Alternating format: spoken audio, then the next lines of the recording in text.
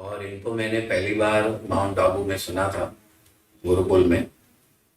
और वहाँ सुनकर मैंने इनके बारे में कुछ धारणाएं बांधी थी कि ये आर्य जगत का बहुत ही जबरदस्त उभरता सितारा है, जिनके जो संस्कार, वो पूर्व के संस्कार होते हैं, तभी व्यक्ति इस जन्म में इस प्रकार का कार्य कर सकता है।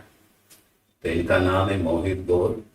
21 वर्ष की आयु है और खासकर युवा संशोधक, यानी इन्होंने शून्य पर शोध पत्र लिखा है और महर्षि दयानंद के ग्रंथों को बहुत ही बारीकी से पढ़कर और कुछ महर्षि दयानंद की मान्यताओं के बारे में स्पष्टीकरण दिए हैं। हम सबका परम सौभाग्य है और इनके जो शोध पत्र हैं वो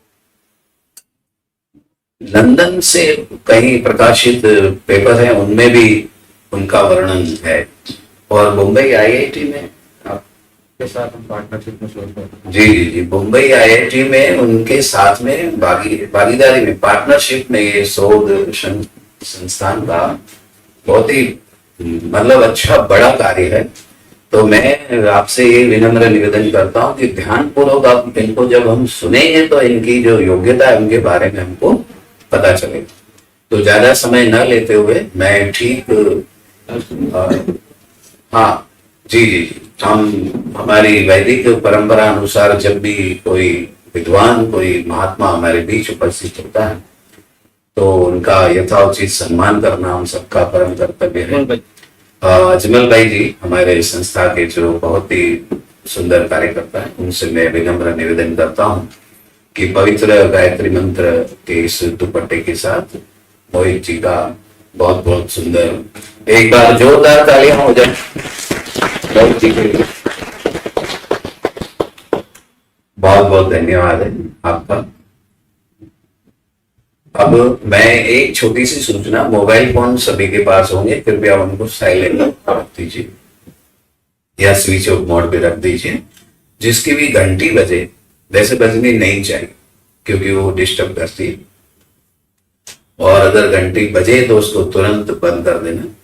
अब मैं आज के मुख्य युवा वक्ता श्रीमान मोहित जी से विनम्र निवेदन करता हूं कि आज जो उनका विषय है कि विदेशी षड्यंत्रों का सामना हम कैसे करें, इस पर बहुत ही सुंदर हमारा मार्गदर्शन होगा।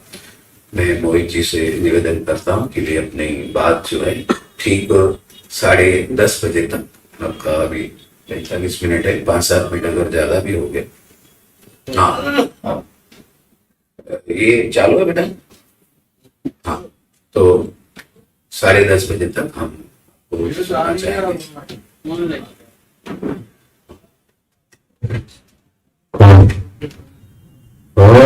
सहनावतु सहनो भुनक्तु सह वीर्यं करवावहै तेजस्विनावधीतमस्तु मा विद्विषावहै। ओम शांति शांति शांति। सभी आर्यगणों को सादर नमस्ते। जैसा कि आज का विषय विदेशी षड्यंत्र और उससे रिलेटेड उसके उपाय हैं, और क्योंकि उन षड्यंत्रों के उपाय के रूप में हम एक जन आंदोलन चलाना चाहते हैं, जिसको वैदिक एक्टिविज्म का नाम दिया है। जैसे सोशल एक्टिविज्म आपने सुना है, तो सोशल एक्टिविज्म में वेद की बात नहीं आ पाती है, और पेड़ पौधे लगाना, पशुओं को पानी पिलाना भी सोशल एक्टिविज्म में आ जाता है। केवल उतना मात्र कर देने से षड्यंत्र जैसी चीजों को नहीं काटा जाता। परोपकार के लिए ठीक है, लेकिन जहां पर षड्यंत्र चल रहे हो वहां षड्यंत्र का जवाब षड्यंत्र जैसी ही नीति से देना होता है। षड्यंत्र का अर्थ यहाँ पर कोई छल कपट नहीं है। 6 प्रकार के यंत्र, 6 प्रकार की रीतियां हमारे शास्त्रों में बताई गई है, और श्री कृष्ण ने भी उनका उपयोग किया है, और 6 प्रकार की राजनीति में वो पारंगत थे, ऐसा वर्णन हमें मिलता है। तो यह मालूम होना चाहिए कि वो 6 नीतियां कौन सी है, इस पर हम विस्तार से कभी और बात कर सकते हैं, लेकिन सबसे पहले समस्या पता होनी चाहिए और उसका समाधान क्या। तो मैं इस विषय को शुरू करूंगा धर्म से, क्योंकि आज हम आर्य समाज के परिसर में बैठे हैं, या किसी भी आप हिंदू संगठन जैसे आरएसएस या किसी भी इस प्रकार की शाखा में जहां जाकर बैठते हैं, तो वहां सबसे पहले शुरुआत किसी न किसी प्रकार के धार्मिक अभिवादन से होती है। नमस्कार करते हैं, नमस्ते करते हैं, ओम जगह जगह लिखा होता है, चाहे कोई भी संप्रदाय हो।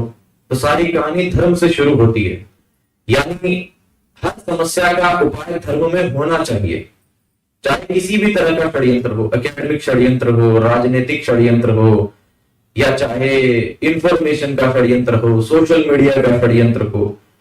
तो क्या हर प्रकार के षड्यंत्र का, हर प्रकार की दुविधा का उपचार धर्म में है? और मैं चाहूंगा कि आप लोग भी अपना इंटरेक्शन साथ में देते जाएं। क्या आप मानते हैं कि हर प्रकार की समस्या का उपचार धर्म में है? आज अमेरिका ने 25% से 50% का जो टैरिफ लगाया है, ये भारत के लिए एक बहुत बड़ा संकट प्रतीत हो रहा है। हालांकि भारतीय सरकार इसमें डटकर खड़ी है, लेकिन इसके पीछे भी कितना षड्यंत्र है, आज इस विषय को पूरा हम डेटा के साथ जानेंगे। लेकिन इससे पहले हम ये जानते हैं कि धर्म क्या है, हम ये बात क्यों कर रहे हैं। ये बात कोई आर्मी का रिटायर्ड ऑफिसर करे, कोई इंटेलिजेंस ब्यूरो का ऑफिसर करे, कोई डिप्लोमेट करे, कोई पॉलिटिशियन करे, स्ट्रेटेजिस्ट करे, तो समझ में आती है। अपने आप को धार्मिक कहने वाले लोग या जो विद्वान लोग हैं, अन्य आचार्य लोग हैं, क्या उनकी इसमें कोई भूमिका है? और यदि नहीं है तो फिर हमारा धर्म सर्वकालिक कैसे हुआ? तो ये जानने के लिए आज सबसे पहले हमें यह भूमिका बना लेना अति आवश्यक है कि धर्म क्या है। अब कुछ प्रश्नों से मैं शुरुआत करूंगा। इतना सबने सुना होगा, आई होप, कि धर्म का अर्थ है धारण करने योग्य नियम। धृ धातु से धर्म बना है, जो धारण करने योग्य तत्व है वो धर्म है। और हमने धर्म सुना है कि धृति, क्षमा, दमो, स्तेयम, शौचम, इंद्रिय निग्रह, धीर, विद्या, सत्यम, क्रोधो, दशकम धर्म लक्षणम। ये धर्म के 10 लक्षण है। उसमें ऐसे है, सत्य है, अहिंसा है, शौच है, बहुत सारी चीजें हैं, क्रोध है, क्रोध नहीं करना है, अनेक प्रकार की चीजें हैं। हालांकि बहुत गहराई में जाए तो ये धर्म नहीं है, ये धर्म के 10 लक्षण हैं। धार्मिक मनुष्य में उत्पन्न होने वाले 10 लक्षण है, नहीं कि धर्म के भी 10 लक्षण नहीं है। जो धर्म नामक एक रहस्यमय तत्व है, उसे जान लेने के बाद मानव सभ्यता में दिखने वाले ये 10 लक्षण है। धर्म तो इस तत्व का भी है, धर्म इस तत्व का भी है, लेकिन इसके 10 लक्षण नहीं है। इसके लिए अक्रोध, सत्य जैसी कोई चीज नहीं है। ये जीव के लिए है। जब जीव उस धर्म नाम के विषय को जान लेता है, जिसकी चर्चा शास्त्रों में की गई है, दर्शनों में की गई है, तो मनुष्य में ये 10 लक्षण उत्पन्न होते हैं। तो ये धर्म के लक्षण न होकर धार्मिक मनुष्य के 10 लक्षण है। इसलिए ये आइडेंटिकल धर्म नहीं है। आइडेंटिकली यदि आप इसे धर्म मानेंगे तो बहुत जगह पर आप अधर्म पर बैठेंगे। हर जगह यदि आप ये सोचेंगे कि जैसा आमतौर पर समझा जाता है, ध्यान दीजिएगा इस शब्द पर, मैं गूढ़ व्याख्या में नहीं जा रहा हूं, जैसा आमतौर पर सत्य, अहिंसा, अस्तेय समझा जाता है, यदि आप उसे एज इट इज फॉलो करेंगे तो धर्म नहीं अधर्म की स्थापना भी बहुत जगह पर हो जाएगी। इसका उदाहरण महाभारत में भर भर है। भीष्म पितामह और युधिष्ठिर सेम वही धर्म फॉलो करते रहे जैसा उनके पूर्वाचार्यों ने बताया है, जो नियम बताए हैं। लेकिन महाभारत में हमें दिखता है कि वो धर्म संस्थापना में नहीं है, अपितु अधर्म संस्थापना के लिए उनके हथियार उठते हैं, भले वो कितने महात्मा क्यों न हो। और वही श्री कृष्ण हमें जो धर्म की प्रेवलेंट जो डेफिनेशन है, जो एक सामान्य इंटरप्रिटेशन है, उससे अलग दिखाई देते हैं, उससे उल्टे दिखाई देते हैं। लेकिन फिर भी स्थापना धर्म की हो रही है, धर्म की नहीं हो रही है। तो समझ नहीं पड़ता कि वो जो धर्म के नियम है, नियम को तो तोड़ रहे हैं, लेकिन स्थापना धर्म की हो रही है। और वहां वो धर्म के नियमों को तो अपना रहे हैं, लेकिन स्थापना धर्म की नहीं हो रही है। तो ये क्या चक्कर है? इस चक्कर को समझना बहुत आवश्यक है। तब मुझे लगता है कि आर्य जगत राजनीति में और समाज नीति में कुछ ठीक काम कर पाएगा। क्योंकि मैं ये मानता हूं कि आज हम यहाँ पर बैठे हैं, या आर्य समाज के इतने मंदिर हैं, तो ये कहीं न कहीं नीति के लिए ही है, आध्यात्म के लिए नहीं है। आध्यात्म के लिए संस्था नहीं होती है। आध्यात्म निजी विषय है, आत्मा और परमात्मा के बीच का विषय है। जहां संस्था का निर्माण हो जाता है तो संस्था का अर्थ ही है कि प्रचार होगा। वहां मोक्ष के लिए संस्था नहीं बनाई जाती है। संस्था ऐसा नहीं है कि जब मोक्ष हो रहा होगा तो आर्य समाज वालों की अलग से बस भर के जाएगी। मोक्ष तो एक निजी विषय है, जिसने जितनी साधना की है, वो पौराणिक हो, आर्य समाजी हो, वो चाहे मुसलमान हो, ईसाई हो, यदि उसका आचरण ठीक है तो ईश्वर ज्ञान की कसौटी के आधार पर उसे मोक्ष देगा। संस्था का निर्माण होता है प्रचार के लिए, तो प्रचार के लिए टेनेट्स हमें पता होने चाहिए, अन्यथा हमारा इकट्ठा होना उतना सार्थक नहीं हो पाएगा। तो कुछ उदाहरण देता हूं, जैसे एस्टे का अर्थ होता है सामान्य चोरी न करना। तो क्या आप सभी लोग ये मानते हैं कि चोरी नहीं करनी चाहिए और चोरी करना कभी भी धर्म नहीं हो सकता? बहुत ही सामान्य प्रश्न कि क्या ऐसा है कि किसी भी परिस्थिति में चोरी तो नहीं करनी चाहिए, चोरी करना तो अधर्म ही होगा? यदि कोई बताना चाहे तो हाथ खड़ा करके बता सकता है, इसे हम थोड़ा इंटरेक्शन रखेंगे जी। अगर समय की आवश्यकता हो तो वहां चोरी करनी पड़े, दो अलग प्रकार के कर्म हो जाएंगे। चोरी करना एक कर्म हो गया और कुछ अच्छाई के लिए एक कर्म किया, तो चोरी का जो फल होगा वो तो चाहे परमात्मा देवे, लेकिन अच्छाई करेंगे उसका भी फल मिलेगा। अगर लाभ ज्यादा है तो चोरी भी कर लेनी चाहिए। मैं इसे और थोड़ा सिंप्लीफाई कर देता हूं, क्योंकि अभी हम चोरी वर्ड सुन रहे हैं तो हमें थोड़ा अजीब लग रहा है। अब मैं इसे एक उदाहरण द्वारा बताता हूं कि भारत की एक खुफिया एजेंसी है रिसर्च एंड एनालिसिस विंग, और भी बहुत सारी स्पेशल फोर्सेज हैं। उनको पाकिस्तान में बाकायदा इस काम के लिए लगाया जाता है कि आपको उनके डेटा की चोरी करनी है।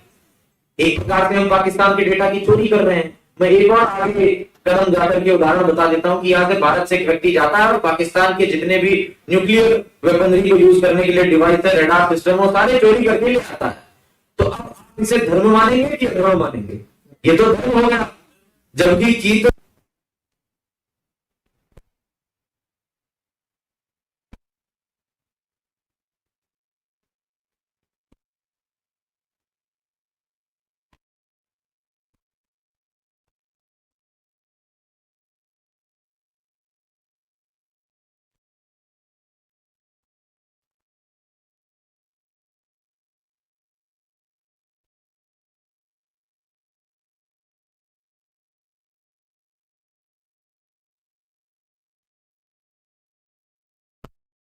सत्य क्रोध सबको देना चाहिए। हिरण वाली कहानी आप सबने सुनी होगी कि एक हिरण को मारने के लिए शिकारी आ रहा था और ऋषि से पूछा कि किस दिशा में गया हिरण, तो शिकारी को उसने सत्य बता दिया, तो हिरण की मृत्यु हो गई। और यदि सत्य बता दिया तो हिरण बच गया। तो यहाँ उसने सत्य न बोलकर असत्य बोला, लेकिन फिर भी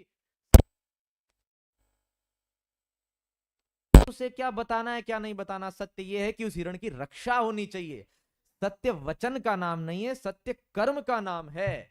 आपने वचन शायद असत्य बोला या झूठ बोला या मिथ्या बोला, लेकिन स्थापना सत्य की हो रही है या नहीं ये देखना है। इस बात का दुरुपयोग भी हो सकता है, जैसे कोई चोरी कर रहा है लेकिन अपने फायदे के लिए, तो वो ऐस्ते का पालन नहीं कर रहा है। लेकिन यदि आपने वो राष्ट्र के लिए किया है, राष्ट्र के लिए आपने वो कुर्बानी दी है, तो आपने वास्तव में ऐस्ते का ही पालन किया है। ये श्लोक गलत नहीं है, ऐस्ते की हमारी अवधारणा गलत है। हमें अंत में देखना है कि अस्तेय हुआ है या स्तेय। अंत में हमें देखना है सत्य हुआ है या असत्य। अंत में हमें देखना है कि हिंसा हुई है या अहिंसा। जैसे जो सामान्यतया गांधी जी की जो अहिंसा है, उसका अर्थ है कि आपको एक गाल पर थप्पड़ मिले तो दूसरा गाल भी आगे करना है। लेकिन जो ऋषि पतंजलि की अहिंसा है, उसमें यदि आप लोक कल्याण के लिए लाखों लाख लोगों की लाशें भी धरती पर बिछा देते हैं, तब भी वो अहिंसा होगी। और यदि आप अपने स्वार्थ के लिए हथियार छोड़ भी देते हैं कि मैं न मारा जाऊं, तो हथियार छोड़ना भी हिंसा होगी। यानी हर बार हथियार पकड़ना हिंसा नहीं होता है, कई बार हथियार छोड़ना भी हिंसा हो जाता है, और कई बार हथियार को पकड़ लेना भी अहिंसा हो जाता है। अहिंसा की पूरी परिभाषा बताइए कि जहां वैर भाव, जहां क्लेश का भाव हो, वो हिंसा है। आप में भाव कैसा है? यदि रावण को मारते वक्त भगवान राम का भाव वैर वाला नहीं है, लोक कल्याण का है, तो वो अहिंसा है। और यदि आपका भाव वैर वाला है, बैठे बैठे भी मुझे बस देखने मात्र से किसी व्यक्ति से वैर हो रहा है, तो मैं हिंसा कर रहा हूं। तो हिंसा, अहिंसा, अस्तेय, सत्य, अक्रोध, ये सारी चीजें ऐसी नहीं है कि जो आपको स्थूल कर्मों में दिख जाए, ये बड़ी सूक्ष्म चीजें हैं। क्रोध का उदाहरण भी हम ले सकते हैं, और उस पर अधिक गहराई से नहीं जाएंगे, पर सबकी इस प्रकार की व्याख्या हो सकती है। भगवान राम का हमें वर्णन मिलता है, जब वो वाली वध करते हैं तो पीछे से बाकायदा छिप कर मारते हैं, और श्लोक है इसका वाल्मीकि रामायण में यहाँ यदि वाल्मीकि रामायण पढ़ी होगी, आप उसे आज ही चेक करके जाइए, मैं निवेदन करूंगा, बहुत अच्छा प्रसंग है। वाली को जब वो छुपकर मारते हैं और जब वाली कर रहा करके चिल्लाता है, दुहाई देता है उनको कि आप तो बड़े धर्मात्मा हैं, आपने ये अधर्म क्यों किया, तो भगवान राम बाकायदा उपदेश देते हैं, मनुस्मृति के श्लोक उद्धृत करके डिबेट करने की शैली में उन्हें समझाते हैं कि स्थूल धर्म नहीं है, ये सूक्ष्म धर्म है, और धर्मात्मा लोगों का धर्म बड़ा सूक्ष्म होता है, तुम जैसे लोगों के समझने का विषय नहीं है। मैंने जो किया मुझे पता है, मैंने ठीक किया। तुम जो अपनी पुत्र वधू को काम इच्छा से देखते हो, तुमने जो अपने छोटे भाई को उसका अधिकार न देकर के उसे हड़प लिया, ऐसा व्यक्ति मुझे ज्ञान नहीं दे सकता कि धर्म क्या है। तो यानी वहां पर उन्होंने छठे साठ्यम समाचरित अपनाया, ऐसा नहीं श्री कृष्ण ही ऐसा कार्य करते थे, श्री राम भी इसमें किसी भी तरीके से अज्ञानी या भोले नहीं थे, भली भांति जानते थे कि बाली पहले से जब इतनी मर्यादाएं लांघ चुका है तो ऐसे व्यक्ति के लिए मर्यादा नहीं रखनी है। जहां मर्यादा रखनी थी वहां मर्यादा का चरम भी श्री राम ने दिखाया, और श्री कृष्ण में तो हमें विशेष रूप से यह दिखाई देता है। और मैं धर्म से इसीलिए इस बात को जोड़ रहा हूं क्योंकि जब तक धर्म नहीं जुड़ेगा तब तक हमारे लिए राजनीति रहेगी, लोकनीति नहीं बनेगी। जब धर्म जुड़ जाता है राजनीति में तो वो लोकनीति हो जाती है। राजनीति में भाव आता है कि राज करना, लोकनीति में लोक कल्याण का भाव आता है। तो हमें महाभारत में बहुत गहराई से दिखता है कि जो धर्म कह रहा है, धर्म का अर्थात यहाँ पर जो पूर्वाचार्य हैं उन्होंने जो कुछ नियम बनाए, और नियम बनाते वक्त तो लिखते भी हैं कि ये नियम सिर्फ एक सहायक है, ये अंतिम नियम नहीं है, ये सिर्फ एक सहायक है, नियम कई बार बदल भी सकता है। तो कई बार ऐसा होता है कि जो धर्म कह रहा है ऐसा श्री कृष्ण कर रहे हैं, ऐसा नहीं हो रहा है। जैसा श्री कृष्ण कर रहे हैं वही धर्म हो जा रहा है। तत्व से वो धर्म को जान करके उसका ऐसा प्रयोग करते हैं कि जैसा धर्म कह रहा है वैसा कृष्ण कर रहे हैं, ऐसा प्रतीत नहीं होता। वास्तव में तो वही धर्म है, लेकिन प्रतीत ऐसा होता है कि जैसा कृष्ण कर रहे हैं वैसा धर्म हो जा रहा है। इतना तत्व से वो धर्म को गूढ़ रूप से जानते हैं। इसलिए कृष्ण ने पूरे महाभारत में भगवान कितने प्रकार के दिखने वाले प्रपंच करते हैं, जो हमें प्रपंच लगता है, छल लगता है, लेकिन उसके बावजूद धर्म की स्थापना होती है। और वेद व्यास जी भीष्म पितामह के मुख से ये लिखा हुआ है कि वे अच्युत हैं, यानी एक क्षण के लिए भी मर्यादा से च्युत यानी अलग नहीं हुए। केवल श्री कृष्ण, बाकी हर कोई अर्जुन हो, युधिष्ठिर हो, कभी न कभी धर्म के मार्ग से भटके हैं, पथभ्रष्ट हुए हैं, लेकिन श्री कृष्ण एक भी बार पथभ्रष्ट नहीं हुए। वेद व्यास जी की नजर में, हमारी नजर में हमें लग सकता है कई बार कि यहाँ इन्होंने झूठ बोला, छल करवा दिया, जबकि युधिष्ठिर हर बार मान रहे हैं, हर बात मान रहे हैं, धर्म के अनुसार जितनी बात कही जा रही है। ज्येष्ठ पिताश्री की आज्ञा कभी नहीं टाल रहे हैं। उन्हें बुलाया, चौसर खिलवाया, उसमें उनकी पत्नी भी दांव पर लग गई। तमाम तरह के अपमान होने के बावजूद जब वो दोबारा लौट कर आ रहे थे तो उन्होंने दोबारा प्रस्ताव भेजा कि हम और 64 खेलना चाहते हैं। तब युधिष्ठिर को भीम, अर्जुन सभी बहुत मना करते हैं, बहुत क्रोधित होकर कहते हैं कि भैया आप वापिस क्यों चल रहे हो। उन्होंने कहा नहीं, क्षत्रिय का धर्म है कि मुझे चुनौती आई है खेल की तो जाऊंगा, ज्येष्ठ पिताश्री का आदेश है। जबकि क्षत्रिय का वो धर्म उन्हें प्रतीत नहीं हुआ जब द्रौपदी का वस्त्र हरण हो रहा था, और इस बात के लिए बाकायदा उनकी निंदा हुई है। मैं अपनी तरफ से जोड़कर नहीं कह रहा हूं, श्री कृष्ण ने खूब निंदा की है युधिष्ठिर की कि आपने ये कहां से पढ़ा ऐसा धर्म। हालांकि दुर्योधन से वो ठीक है, वो मांसाहार नहीं कर रहे हैं, स्त्रियों को नहीं छेड़ रहे हैं, शराब नहीं पी रहे हैं, तमाम चीजें युधिष्ठिर जी की सामान्य दृष्टि में ठीक है। पर जहां पर गहराई की बात आती है वहां पर वो रटे रटाए धर्म को फॉलो करते हैं। युधिष्ठिर हो चाहे भीष्म पितामह हो, उन्होंने कहा कि मैंने वचन लिया है, मैं वचन नहीं तोड़ूंगा। श्री कृष्ण ने भी वचन लिया था कि मैं हथियार नहीं उठाऊंगा, लेकिन जब अर्जुन से बात नहीं बन रही थी उन्होंने रथ का पहिया उठा लिया। और श्री कृष्ण तो ऐसे व्यक्ति हैं कि यदि और बात न बनती तो वो पूरे हथियार भी उठा लेते। उनके लिए वचन अधिक नहीं है, वचन का उद्देश्य महत्वपूर्ण है। उद्देश्य के लिए वचन तोड़ना पड़ रहा है, तोड़ो, वचन भाड़ में जाए, वचन से कुछ नहीं मिलने वाला है, मिलने वाला है उद्देश्य से। उद्देश्य क्या है? धर्म की स्थापना। तो इससे हमने ये निष्कर्ष निकाला कि धर्म की नियमावली जो कहती है वो कृष्ण करते हैं, ऐसा नहीं है। कृष्ण जो करते हैं वो धर्म की नियमावली बन जाती है। तो इससे हमें यह पता चलता है कि हमें नीति व्यवहार करना आना चाहिए, लेकिन उसका उद्देश्य हमेशा लोक कल्याण हो। इस प्रकार के तर्क देकर के कई लोग गलत कार्य भी कर सकते हैं, दुरुपयोग भी कर सकते हैं। हर नियम का दुरुपयोग हो सकता है, लेकिन हमें सदुपयोग की दृष्टि में इसे आगे बढ़ाना है। अब हम धर्म से इस विषय पर जाते हैं कि इसकी आज क्या प्रासंगिकता और आज के समय में क्या समस्या है। तो जैसा मैंने जिक्र किया कि अमेरिका ने अभी टैरिफ लगाया 25% और उसके बाद 50% लगा दिया, और इससे भारत की इकोनॉमी को बहुत नुकसान उठाना पड़ रहा है। तो क्या आप जानते हैं कि ये जो आघात हुआ है 50% टैरिफ वाला, इसके तार कहाँ से जाकर जुड़ रहे हैं। हालांकि बहुत प्राचीन समय से परंपरा चल रही है, लेकिन जब ऑपरेशन सिंदूर हुआ था तो उसकी कुछ जो कॉन्फिडेंशियल डॉट्स है पीछे के, वो ऐसा सजेस्ट करते हैं कि जिस न्यूक्लियर वेपनरी के ऊपर हमला हुआ था वो वास्तव में पाकिस्तान की नहीं बल्कि अमेरिका की थी।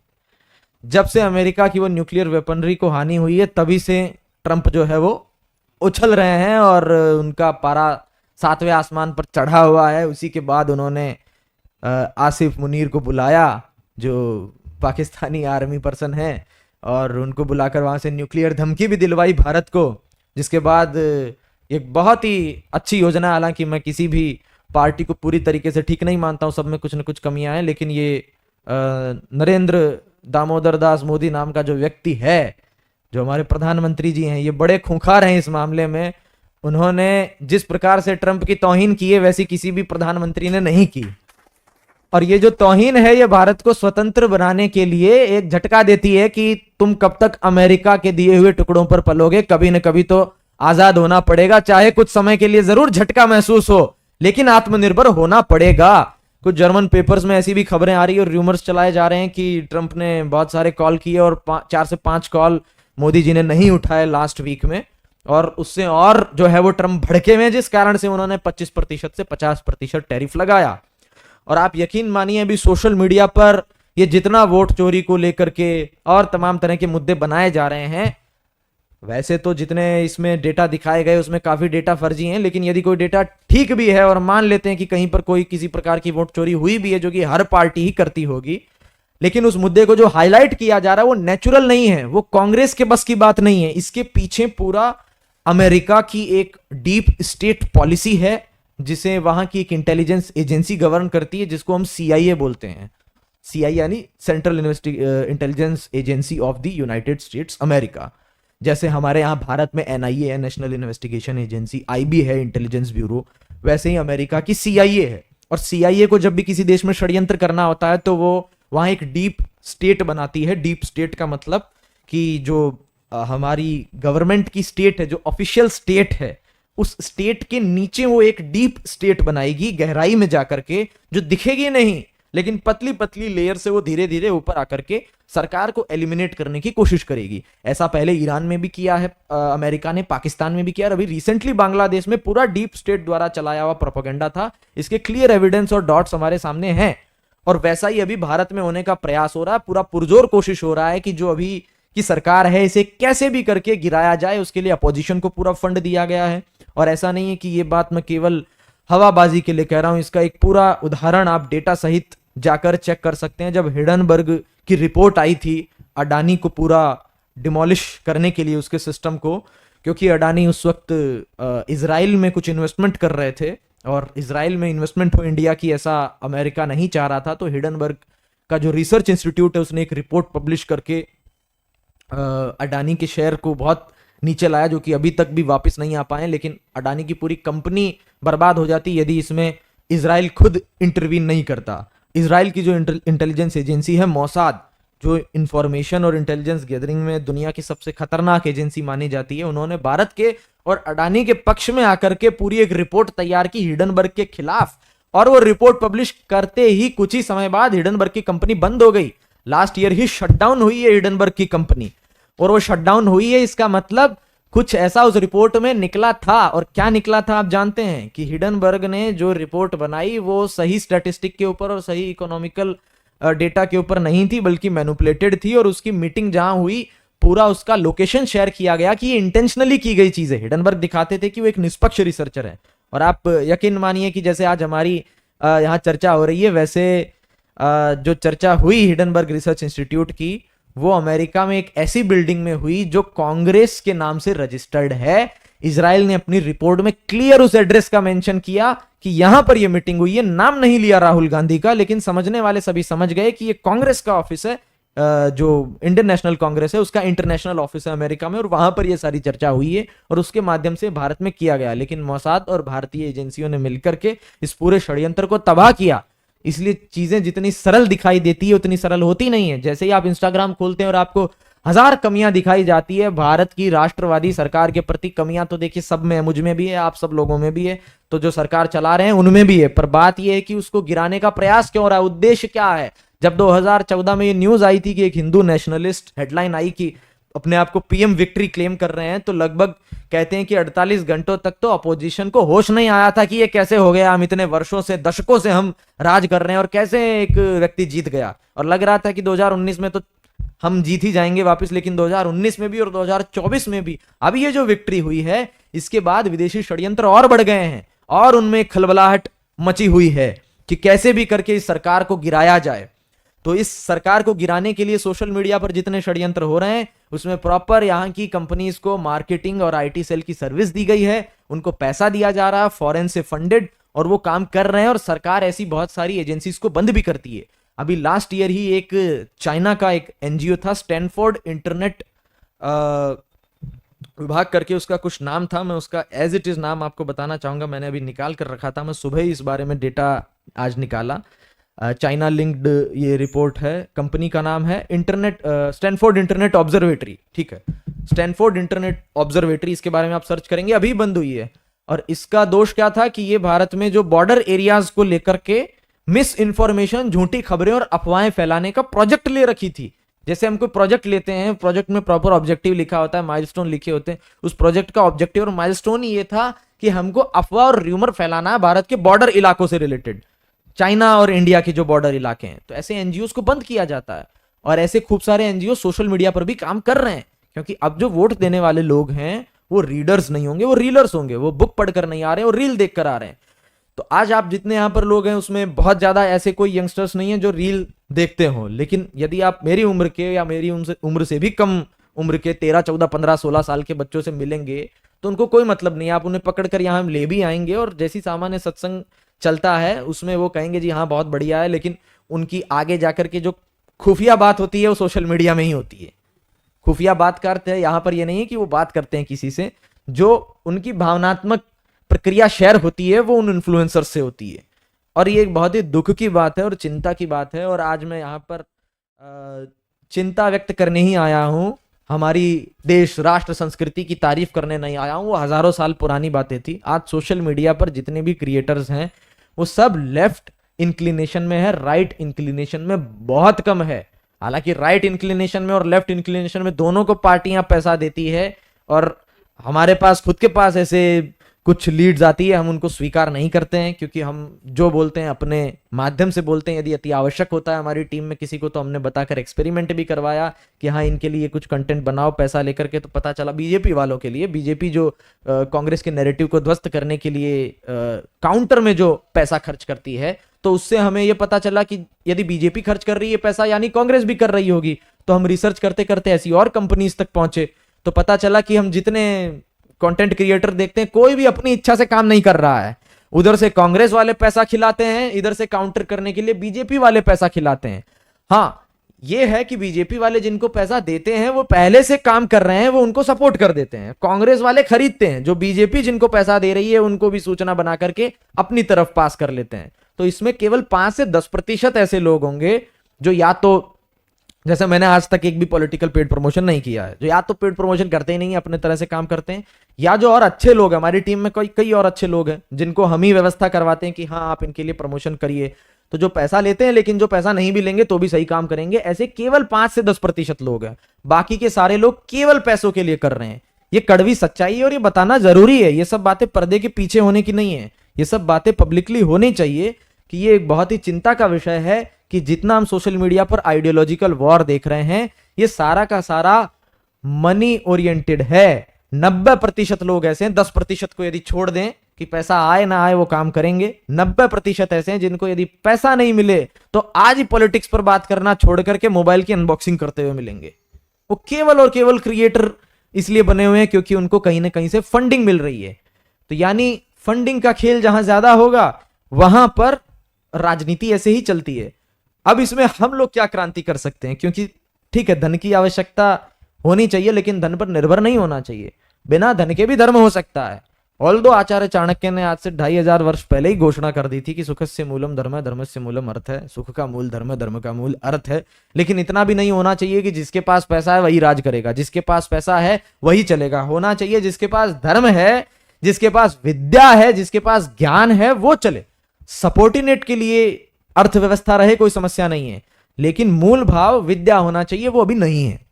यहां से शुरू होता है वैदिक एक्टिविज्म कि हम ऐसी क्या एक्टिविटीज करें जिससे अभी की ये जो व्यवस्था है इसको हम धीरे धीरे बदलें। क्योंकि यदि हम इस व्यवस्था में ढलना शुरू कर दिए तो अगेन विजय अमेरिका की होगी, क्योंकि पैसा उनके पास बहुत है। हमारी ताकत धन नहीं है, हमारी ताकत विद्या है। हमें मेजरमेंट विद्या को बनाना होगा। फिलहाल मेजरमेंट धन बना हुआ है, धन राज कर रहा है, चाहे चेहरा कोई भी हो, सिस्टम धन का रहता है। तो यानी यदि हमने धन के माध्यम से शुरू कर दिया कि चलिए एक काम करते हैं, उनको परास्त करने के लिए हम बहुत धन इकट्ठा कर लेते हैं। हमने धन इकट्ठा किया, मान लीजिए 50 रुपए, उन्होंने 52 कर लिया, हमारी हार हो गई। तो या तो हमें यह विश्वास हो कि हमारे पास दुनिया में सबसे ज्यादा पैसा है, पर उस पर हमें विश्वास नहीं है। लेकिन हमें इस पर विश्वास है कि हमारे पास दुनिया में सबसे अच्छी विद्या है, क्योंकि हम वेद का प्रचार कर रहे हैं और वेद का कार्य आर्य समाज करना चाहता है। यहां आकर हमारी विजय हो सकती है, क्योंकि विद्या में हमारे आसपास भी कोई नहीं आ सकता है यदि हम वेद को लेकर चल रहे हैं। तो अन्य धर्म ग्रंथों का तो कोई कंपटीशन में ही नहीं है वो। लेकिन आज हम मॉडर्न से मॉडर्न साइंटिफिक रिसर्च भी देखते हैं तो उसे भी गाइड करने का आलोक वेद के पास है। तो हमें इसे हथियार बनाना है। इस मिशन और जन आंदोलन का नाम हमें वैदिक एक्टिविज्म के माध्यम से इसे प्रमोट करना है।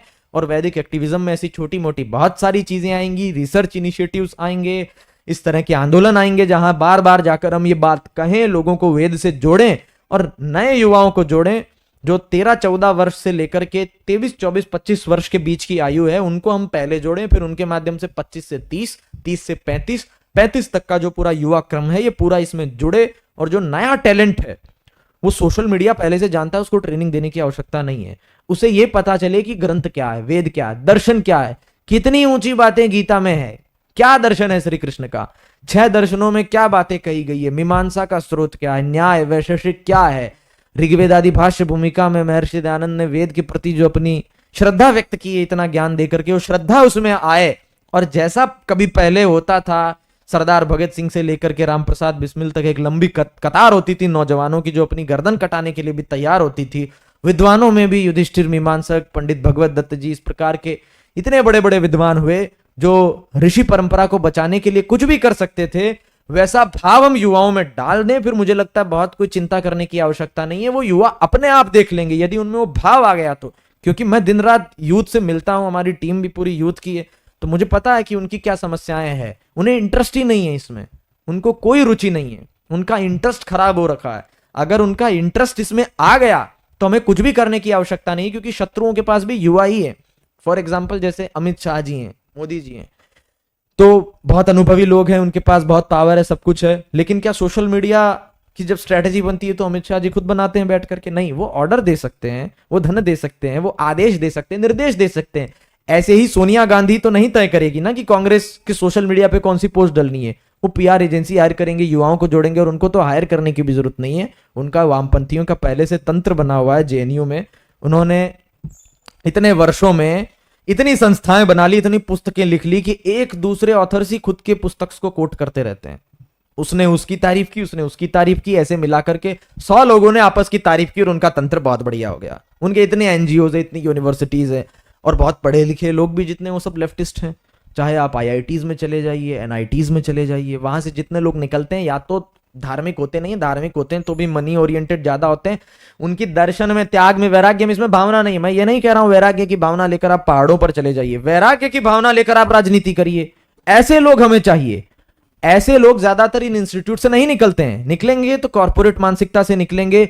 और कॉर्पोरेट मानसिकता आवश्यक है, जैसे मैंने अस्तेय वाली बात बताई, एक पहलू के लिए, लेकिन वो भी आवश्यक है, वो ही आवश्यक नहीं है। मात्र कॉर्पोरेट जैसा चल करके वेद का काम नहीं हो सकता, बाइबल का काम हो सकता है, ये बहुत ही स्पष्ट बात है।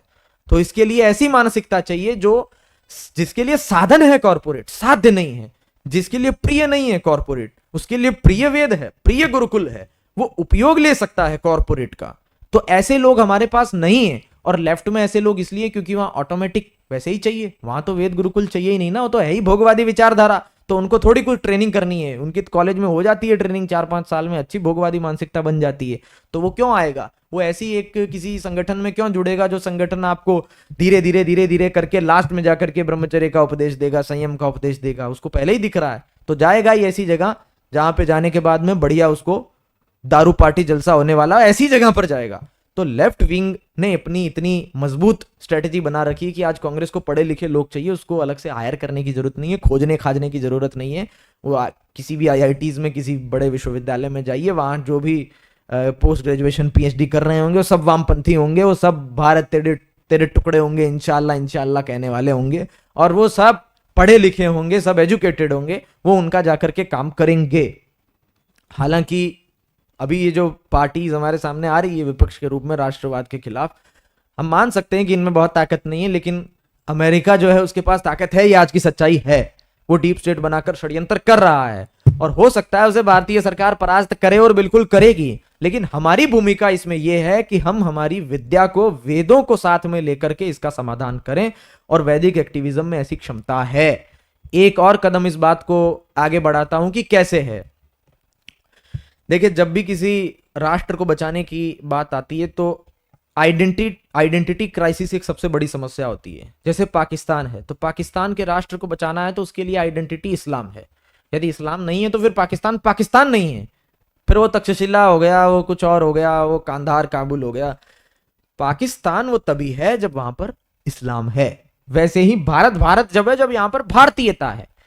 यही वो कारण है कि कोई भी राष्ट्रवादी पार्टी आती है तो भारतीय संस्कृति को प्रमोट करती है, क्योंकि उसे पता है भारतीय संस्कृति प्रमोट होगी तो यहाँ की आइडेंटिटी बची रहेगी।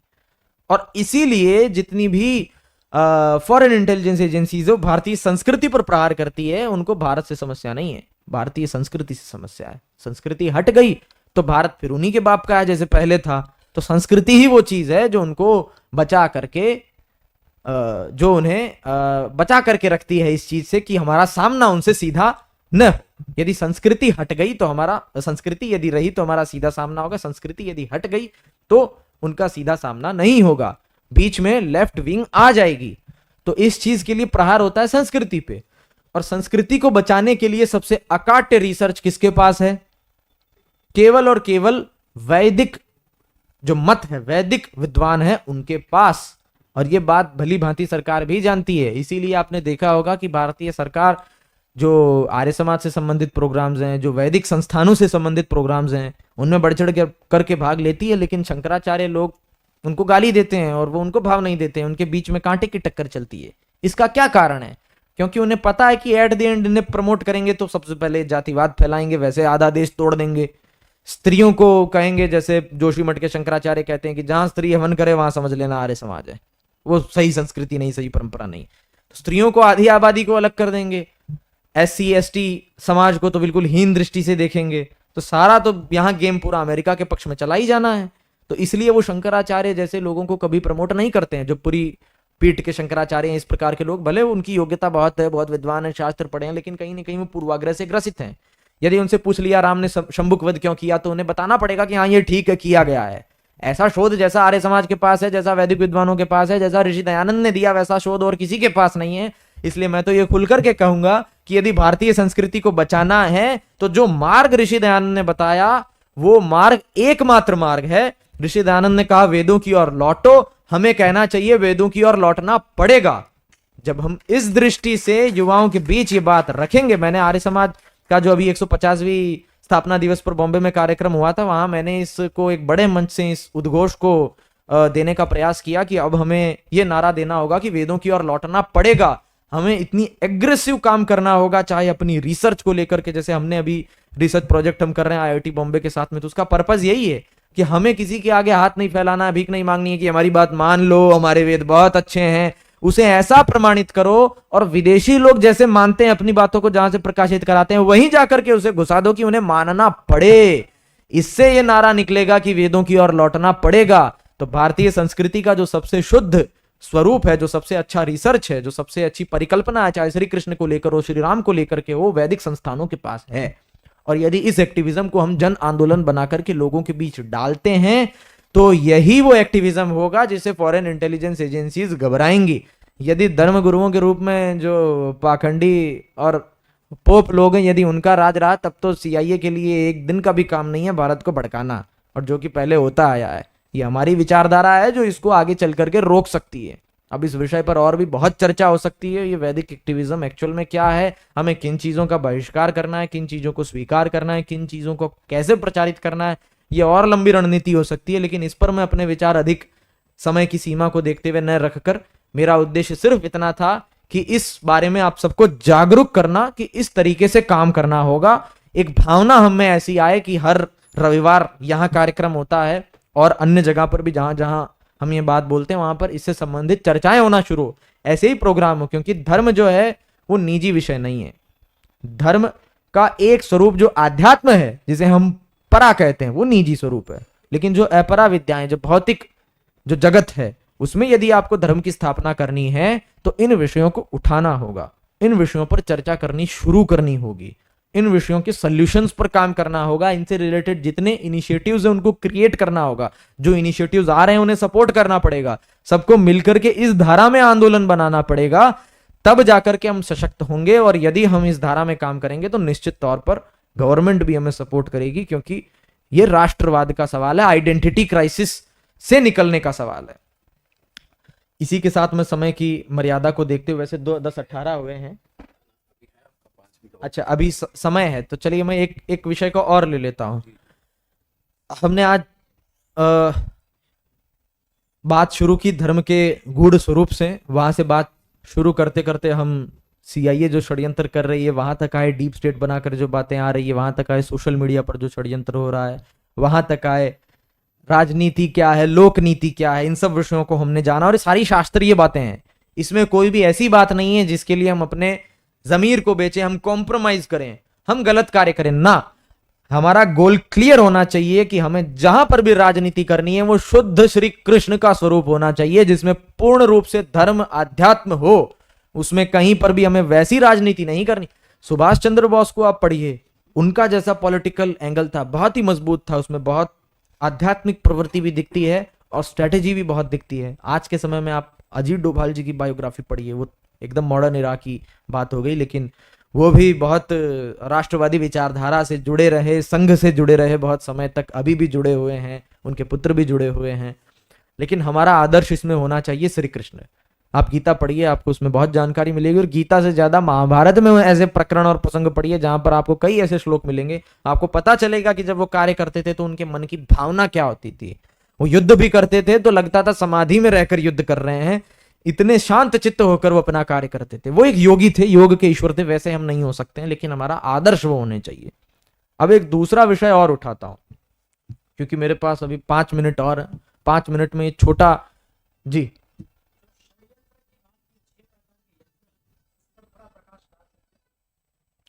वो पूरा शास्त्रीय विषय बहुत लंबा हो जाएगा, एक एक पहलू के ऊपर 10-10 मिनट कम से कम चाहिए होंगे। तो मैं अभी इस जन आंदोलन से रिलेटेड ही एक एक्टिविटी यहाँ बताना चाहूंगा, उसके बाद फिर मैं अपनी वाणी को विराम दूंगा। एक और बड़ी प्रॉब्लम है जो अभी इंडिया में इंसल्ट की जा रही है पिछले 6 से 7 साल से। आप सबने एक प्लेटफॉर्म का नाम सुना होगा, टिकटॉक। जब वो लॉन्च हुआ था तब तो मेरी उम्र बहुत कम थी और मुझे इस बारे में बिल्कुल भी अवेयरनेस नहीं थी कि ऐसा कुछ हो रहा होगा। इवन क्योंकि मैंने टिकटॉक डाउनलोड किया था, उस पर अपनी आईडी भी बनाई थी और मैं वीडियो भी वहाँ ऐसे ही बनाता था। मैंने वहाँ वीडियो बनाई कि ये टिकटॉक यदि इस पे जिस तरह का कचरा चल रहा है बंद नहीं हुआ तो इसे सरकार बंद कर सकती है। तो यदि आप इस प्लेटफॉर्म को चालू रखना चाहते हैं तो इस पर अच्छा कंटेंट डालिए, कुछ जोक्स, कॉमेडी, इस तरह की जब तक चलती रहे एंटरटेनमेंट पर ठीक है। लेकिन जैसी उस पर आ रही थी वल्गैरिटी, उसको देखते हुए मैंने वीडियो बनाई और संयोग ऐसा था कि अगले ही दिन वो बैन हो गया। मेरी उम्र उस वक्त काफी कम थी, तब की मैं घटना बता रहा हूँ। इसलिए नहीं क्योंकि वो चाइनीज ऐप था, इसलिए क्योंकि ये प्रॉपर एक प्लांटेड ऐप था जिसका उद्देश्य ये था कि ये जो युवा पीढ़ी है जिसको वैदिक एक्टिविज्म वाली ये बात समझानी है, ये पागल हो जाए, ये इतनी मूर्ख हो जाए कि ये मोबाइल चला करके बस गाना चला के लिपसिंग करने में अपना पूरा दिन निकाल दे। स्कूल से आए होमवर्क करने की बजाय ये करेंगे, सुबह जल्दी उठे ये करेंगे, हर वो अपना समय, हालांकि होमवर्क करना और उसमें अपना पूरा टाइम बर्बाद करना इसे भी मैं बहुत ठीक नहीं मानता हूं। ये भी एक बहुत बड़ा षड्यंत्र ही है हमारे एजुकेशनल सिस्टम में, जो बाहर से इम्पोज्ड है, और अभी इंडियन नॉलेज सिस्टम के माध्यम से सरकार इसको न्यू एजुकेशन पॉलिसी में इसको भी फिक्स कर रही है। ये भी बड़ी गलत सिस्टम चला हुआ है। लेकिन टिकटॉक के ऊपर वीडियोस बनाना, इसमें पूरा समय बर्बाद हो रहा था। उस वक्त मैं इस बारे में, मेरे पास कोई रिसर्च नहीं थी, लेकिन बाद में चलकर जब मैंने चेक की पूरी हिस्ट्री इसके ऊपर, क्या क्या कैसे कैसे डिस्कशंस हुए, क्या क्या प्रस्ताव हुए, तो पता चला ये पूरा षड्यंत्र था। लेकिन टिकटॉक गया और अभी इंस्टाग्राम पर ये रील वाला सारा नाटक शुरू हो चुका है। यूट्यूब शॉर्ट्स पर भी थोड़ा बहुत चलता है, लेकिन यूट्यूब ने इस पर बहुत तगड़ी सेंसरशिप लगा रखी है। आपको पता है आज के समय पर जो स्क्रोलिंग एडिक्शन है, ये सबसे बड़ी प्रॉब्लम है। आप कहेंगे हमारे लिए तो नहीं है, लेकिन जो 13 से लेकर 24 साल तक के बच्चे हैं, स्पेशली अंडर 20, उनके लिए इतनी बड़ी प्रॉब्लम है कि मेरे एक मित्र का मित्र है जिससे मेरी बात हुई, उसने कहा मुझे ऐसी समस्या है कि मुझे ऐसा मनोरोग हो गया है कि जब तक ये रील एंड नहीं होगी स्क्रॉल करते जाऊंगा, और वो एंड होती नहीं, और वो रील देखता नहीं है, वो सिर्फ ऐसे स्वाइप करता है फटाफट फटाफट कि इसका अंत कहाँ है। उसको डिसऑर्डर ओसीडी हो गया इस चीज का कि उसे इसका अंत देखना है। वो स्क्रॉल करता जाता है और करते करते उसकी उंगली दर्द करने लग जाती है, लेकिन वो रुक नहीं पाता। ऐसी समस्या हो क्यों? रात भर 2 बजे 3 बजे 4 बजे तक इतनी रील्स उसने देखी कि अब जो ब्रेन है वो सही से सिग्नल नहीं दे पा रहा है कि वो क्या कर रहा है, क्यों कर रहा है, उसका कारण क्या है। और इसको पूरा ऐसे ही डिजाइन किया गया है कि ऐसी एक रील होगी, जल्दी खत्म हो जाएगी, जल्दी डोपामिन मिलेगा, जल्दी स्क्रॉल करना है, और ये एक एडिक्शन बन चुका है। इसलिए मैं कोशिश करता हूं कि मैं अपने मोबाइल फोन में कुछ भी करूं, लेकिन रील्स तो स्क्रॉल ना करूं। अच्छा, एक बहुत गहरी बात है कि अगर आप सोशल मीडिया पर या यूट्यूब पर कुछ देखते हैं तो जनरली ये फीचर अच्छा था कि सर्च करेंगे, पता होना चाहिए करना क्या है, देखना क्या है। मुझे गाना सुनना है, मैं गाना सर्च करूं, मुझे कॉमेडी देखनी है, मैं कॉमेडी सर्च करूं, मुझे भजन सुनना है, मैं भजन सुनूं, मैं लिखूंगा। लेकिन रील में आप नहीं तय कर रहे हैं कि आप क्या देखेंगे। सोचिए कितनी बड़ी बात है, और ये हमारे सम्मुख कभी नहीं आती है। मोबाइल हमें बताएगा कि हमें क्या देखना है, हमारे इंटरेस्ट के बेस पर जो उसके पास डेटा है। सर्च करने का ऑप्शन ही नहीं है रील्स वाले एप्लीकेशंस में। सर्च करने का ऑप्शन जनरली नहीं होता, साइड में होता है। लेकिन यूट्यूब पर आप सर्च करेंगे तभी आप जनरली देखेंगे, स्क्रॉलिंग से बहुत ज्यादा नहीं देखेंगे। तो ये जो स्क्रॉलिंग एडिक्शन है, इससे पूरी युवा पीढ़ी बर्बाद हो रही है। स्क्रीन टाइम जो है वो बहुत ज्यादा बढ़ रहा है। इवन हम इतने डिपेंडेंट हो गए हैं कि हम लोग भी इसको कंट्रोल नहीं कर पाते हैं। कल राजभवन में मीटिंग थी तो वहां पर गए, फोन पूरे दिन बाहर रखा हुआ था, तो लगा कि ये तो बहुत ही अच्छा अनुभव है, बिना फोन के भी जीवन चल रहा है। और भी कई बार गुरुकुलों में जाते हैं, रहते हैं, तो फोन अधिक उपयोग नहीं करते हैं। तो बहुत हद तक मैं तो नियंत्रित करता हूं, लेकिन मैं ये मानता हूं कि ये नियंत्रित होना संभव नहीं है। इसके लिए एक बहुत ही अलग तरह की एक योजना बनानी होगी, एक प्रस्ताव सरकार के सम्मुख रखना होगा, क्योंकि एक ऐसी चीज पकड़ा दी है कि हमारे कॉल, सारी चीजें, इंपॉर्टेंट चीज इसमें है, तो हम कहीं ना कहीं फालतू की चीज भी उसमें स्क्रॉल करते हैं। तो मेरा ये प्रस्ताव, और मैं कुछ बड़े मंचों से भी इसे डेटा के साथ रखने वाला हूं। केवल बिना डेटा के रखेंगे तो प्रैक्टिकल नहीं होगा, लेकिन यहां पर कम समय तो मैं बिना डेटा के ही प्रस्तुत करूंगा कि हम सरकार के सामने ऐसा प्रस्ताव लाएं कि इंस्टाग्राम, देखिए इंस्टाग्राम यदि आप बैन करवाएंगे तो नया ऐप बन जाएगा। बैन भी सोल्यूशन नहीं है, हमें ऐसा सोल्यूशन खोजना होगा जिसके बाद पूरी तरीके से कल्याण हो जाए, कोई स्क्रॉल कर ही ना पाए इस तरीके से जैसे नुकसान हो रहा है। और इससे इतना नुकसान हो रहा है कि जो स्क्रॉल कर रहा है, यदि आपने उसका फोन छीन लिया तो 10 दिन बाद वो आपको खुद धन्यवाद देगा, उसका स्वास्थ्य इतना अच्छा हो जाएगा।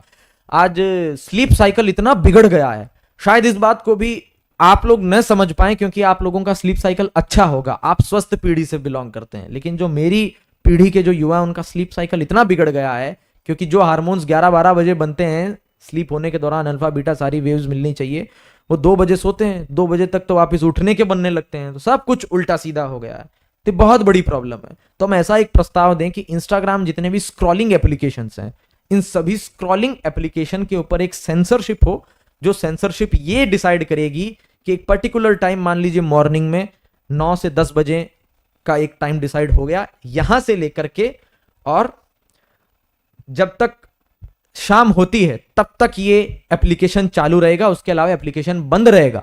7 बजे बाद ये एप्लीकेशन चलेगा ही नहीं, या 8 बजे बाद ये एप्लीकेशन चलेगा ही नहीं। ऐसा हो सकता है कुछ सीरियस ऐप्स में, जैसे फेसबुक। यूट्यूब पर ऐसा हो सकता है कि वो रात को बंद हो जाए, दिन भर चलेगा। इंस्टाग्राम पर ऐसा हो सकता है कि वो केवल वीकेंड में चलेगा, या वीक में 3 दिन चलेगा, 3 दिन नहीं चलेगा। और यदि ऐसा कर दिया सरकार ने तो कोई इस पर प्रोटेस्ट नहीं होने वाला। टिकटॉक पर कोई प्रोटेस्ट नहीं हुआ। प्रोटेस्ट करते हैं 35-40 साल 25 साल के लोग, 13-14-15 साल वाले लड़के कभी प्रोटेस्ट नहीं करने वाले, और प्रोटेस्ट करने से कोई फर्क भी नहीं पड़ेगा सरकार को। अब कई लोगों को लगेगा बड़ी अजीब चीज हो गई, इससे बहुत नुकसान हो जाएगा। एक बार इस पर विचार करते हैं क्या नुकसान हो जाएगा। मैंने व्हाट्सएप को बैन करने की बात नहीं की, व्हाट्सएप पर सेंसरशिप लगाने की बात नहीं की, क्योंकि व्हाट्सएप पर आप टेक्स्ट लिखते हैं, मैसेज लिखते हैं, आप कह सकते हैं इमरजेंसी हो, मुझे रात को मैसेज लिखना हो। मुझे बताइए ऐसी कौन सी इमरजेंसी है कि रात को रील देखनी है? ऐसी कौन सी इमरजेंसी है मैं कह दूं यूट्यूब को 10:30 बजे शट डाउन कर दो पूरे भारत में? ऐसी कौन सी इमरजेंसी है कि मुझे फटाफट रात को 12 बजे एक वीडियो देखना है? ये तो कैजुअल काम है ना। बैंक से जरूरी काम है क्या? बैंक भी तो 5:30 बजे बंद हो जाता है। आप सहमत है कि नहीं इस बात को लेकर? बैंक जैसी जरूरी चीज, पैसों से संबंधित जरूरी चीज क्या हो सकती है? शेयर मार्केट बंद हो जाता है। आप देखिए कितना तगड़ा हमारे दिमाग को गुलाम बना दिया गया है। और मैं भी इस बात से प्रसन्न हूं कि यदि ऐसा होगा तो शायद मेरा भी कुछ मोबाइल यूज करना कम होगा, जो कि मैं कोशिश कर रहा हूं कम करने की, लेकिन और कम होगा। और क्योंकि मैं जानता हूं कि मानव प्रवृत्ति है, इससे दूर रहना बहुत मुश्किल है। शायद मैं बहुत कठिन तपस्या करूं, साधना करूं और कर लूं इसे। आप में से 10, 15, 20, 25 लोग कर लें, लेकिन पूरा भारत तो नहीं कर सकता है ना। यदि हम बात यहां एक्टिविज्म की कर रहे हैं तो पूरे भारत के लिए कोई कानून चाहिए। और ऐसा कानून होना चाहिए कि स्क्रॉलिंग एप्लीकेशन का एक अलग पूरा बैंक बने कि स्क्रॉलिंग एप्लीकेशन है। उसके बाद जो लॉन्ग वीडियोस का है उनका पूरा अलग बने। जो चैटिंग और टेक्सटिंग से रिलेटेड है, जो इमरजेंशियल वर्क में भी काम आते हैं, उनका एक अलग बने। जो स्क्रॉलिंग वाला है उसको सबसे कम प्रायोरिटी, उसको सबसे फालतू माना जाए, उसको जब मर्जी बंद कर दो, उससे कुछ भी नहीं होने वाला है। आप एक ऐप बैन करेंगे दूसरा ऐप बन जाएगा। आप कैटेगरी डिफाइन कर दीजिए कि इस कैटेगरी का ऐप ही, आप चाहे कोई भी ऐप बना लीजिए, वो ऐसा और हो सकता है टेक्नोलॉजी से कि उसको इंटरनेट यूज ही नहीं करेगा, वो एप्लीकेशंस चलेंगे ही नहीं। स्क्रॉलिंग वाले लिस्ट करके आप मिनिस्ट्री ऑफ इंफॉर्मेशन ब्रॉडकास्टिंग, जो भी इसका कोरस्पॉन्डिंग डिपार्टमेंट होगा, उसमें दे दीजिए। जो भी कोई नया ऐप भी बना वो जाता जाएगा, एआई से डिटेक्ट हो करके, मैन पावर कुछ लगी रहेगी सरकार की। और एक भी स्क्रॉलिंग ऐप ऐसा नहीं होगा जो कि पूरे दिन चल रहा है। कोई 2 घंटे चल रहा है, कोई 3 घंटे चल रहा है, और रात को तो चले ही ना। 9 बजे बाद तो बिल्कुल ना चले। क्यों चलाना है? कहेंगे हम टाइम पास कैसे करें? टाइम पास करने की बहुत चीजें हैं।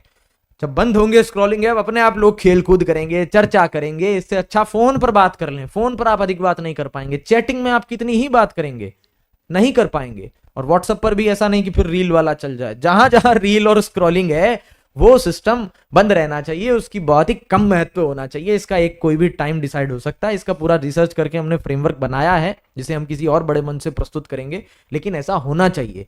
यूट्यूब को लेकर के भी ऐसा होना चाहिए कि एक टाइम के बाद बंद हो। और इंस्टाग्राम और इस तरह के एप्लीकेशंस को लेकर के भी होना चाहिए। इवन व्हाट्सएप को भी यदि आप कुछ समय के लिए बंद कर देंगे कि आपने महीने में 5 दिन पकड़ लिए, 5 दिन 5 घंटा बंद रहेगा, तब भी कोई आफत नहीं आनी है। एसएमएस तब भी चालू रहेंगे। ईमेल कन्वर्सेशन भी होती है, डॉक्यूमेंट शेयर करने के लिए ईमेल यूज किया जाता है प्रोफेशनली। ईमेल पे आप 1 घंटे तक बतिया नहीं सकते हैं। ईमेल पर आपने खुद भेजा, सामने से क्या रेस्पॉन्स आएगा, कब आएगा, कनेक्टिविटी नहीं रहती है। चैट वाला जो सिस्टम है ये पूरा गड़बड़ कर देता है। मैं ये नहीं कह रहा हूं कि आप ये करिए ही मत, करिए, एक समय करिए। 24 घंटे करना क्यों जरूरी है? आप मानव को एक ऐसा सिस्टम बनाकर देंगे जो 24 घंटे आपके पास है, और आप 24 घंटे ये काम कर सकते हैं, तो मानव 24 घंटे इसी में लगा रहेगा। उसे देश राष्ट्र की नहीं पड़ेगी। आप चाहे कितने मर्जी भाषण दे दीजिए। ये सबसे बड़ा षड्यंत्र है जो हमारे हाथ में है। तो इसे कंट्रोल करना होगा। चैटिंग करना है, भेजना है, कुछ जानकारी लेनी है, बातचीत करनी है, ज्ञान से संबंधित चर्चा करनी है, निजी बात करनी है, क्या उस एक टाइम फ्रेम में नहीं की जा सकती है? जैसे शेयर मार्केट में शेयर लगाए जाते हैं, बैंक में जाकर हम पैसा जमा करवाते हैं, पैसा निकलवाते हैं। तो कुल मिलाकर हमें इस प्रकार के मुद्दों पर समर्थन देना होगा। ऐसी योजना यदि हम बनाते हैं तो उस पर हमें जन समर्थन चाहिए होगा। उस समर्थन के लिए तत्पर होना चाहिए। और इतना लंबा समय मैंने इसीलिए लिया कि ताकि ये किसी को ऐसा ना लगे कि डिक्टेटरशिप लगाई जा रही है, अपितु ये भारतीय संस्कृति और राष्ट्र को बचाने के लिए, उस देश के युवा को सही डायरेक्शन में लगाने के लिए, उसे फॉरेन षड्यंत्र से बचाने के लिए की जाने वाली कुछ इन्फोर्समेंट्स हैं, और इनमें सबका योगदान होगा। इसी के साथ मैं अपनी वाणी को विराम देता हूं। मुझे इतना समय देने के लिए बहुत बहुत धन्यवाद। नमस्ते।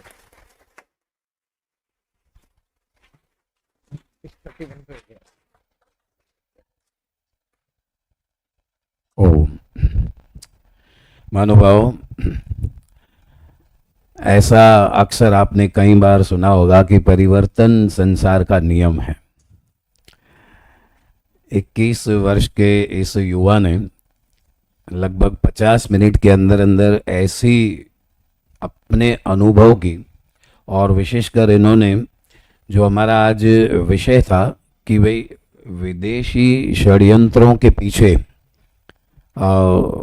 हमारा क्या कर्तव्य होना चाहिए, और जिस उम्र के लिए आपने बताया कि भाई 10, 12, 15, 20 साल के लड़के आज इंटरनेट पे कितना समय निकाल रहे हैं, और जो कि ये हमारा आने वाला भारत का भविष्य है।